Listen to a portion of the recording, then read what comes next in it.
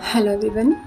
Once again, welcome back to our channel Sambhashika Speaking with the Generations. Moving on to the series of the treatment for phobias. This is our part 4, which is going to include CBT. First module we had seen for medication, second for exposure therapy, third for systematic desensitization. If you have not yet watched, just check the playlist and watch it. So this is our next module, that is part 4, that is CBT. So what is CBT? CBT is cognitive behavior therapy. So this is a treatment for phobias and it involves unpairing the anxiety response from the feared situation, right? So it is actually doing this how? Partly by identifying problematic or irrational thinking patterns and then helping people to take on new and more adaptive ways of thinking about the challenging situations, right? So how long does it work? Actually, once you go for having the CBT, it is recommended that once a week or once every 2 weeks it used to work. Okay, the course of treatment usually lasts for between 5 and 20 sessions, with each session lasting 30 to 60 minutes, right? And there are multiple options for doing CBT without a therapist also. You can do it yourself also. Again, I will say, including self-help books and internet-based treatment also.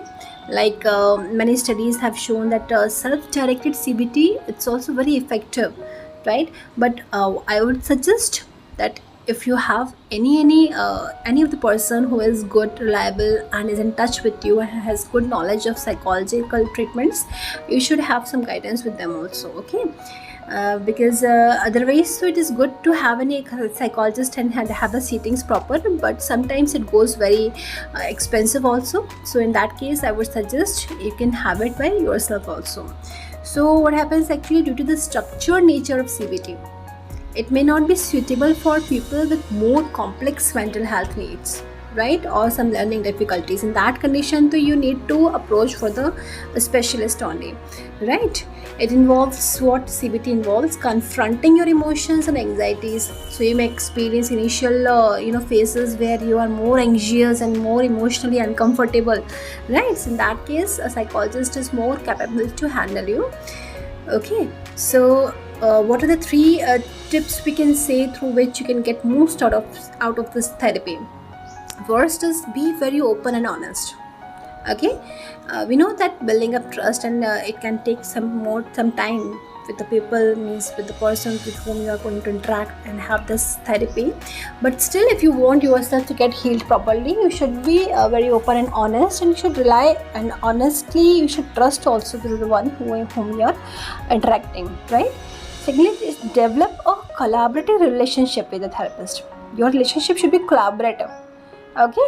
Third is, focus on your recovery. Do not think what I'm sharing and what will it create a kind of difference of my image, what they will think and all, what will happen if he or she leaks my privacy. Don't think about all these gossips, because nothing is more precious than your own mental recovery and your own mental peace. Isn't it? Peace of mind is priceless. So don't give up. If one technique doesn't work, it's okay. Then we'll move, you can have the other therapies also, but earlier if you're moving, then the CBT is good, right? Because it is a kind of psychological treatment that has been demonstrated to be very effective for many problems like depression, anxiety disorders, alcohol and drug use problems, marital problems, eating disorders, and many severe mental illness also, right? So it provides actually of many ways of understanding our experiences of the world. It enables us to make changes if we need to. So it does this by dividing our experiences into 4 central components, which are the first is thoughts, which is in psychology it is considered as his cognitions. Second is feelings, that is emotions. Third is behaviors, and physiology, which is overly both considered as your biology. Okay. So now, what you need to understand that this CBT, it is actually working over the 3 pillars. That is, first is identification, second is recognition, and third is management. These 3 main tools are there, bases are there, over which your psychologist or the psychiatrist work upon to imply the technique of CBT. Now you should know that some very popular forms of CBTs are there, which is first is CPT, that is cognitive processing therapy. Second is CT, that is cognitive therapy. Third is DBT, that is dialectical behavior therapy. Fourth is REBT, that is rational emotive behavior therapy. Next is self-instructional training, and then it is stress inoculation training, and many more are there, but these are very popular. Okay, so if you want to have an idea about these main different categories of CBT also, like CPT, CT, DBT, REBT and all, just drop the message in comment box. I'll make the module for this also. So this was all about the main gist you can say about CBT.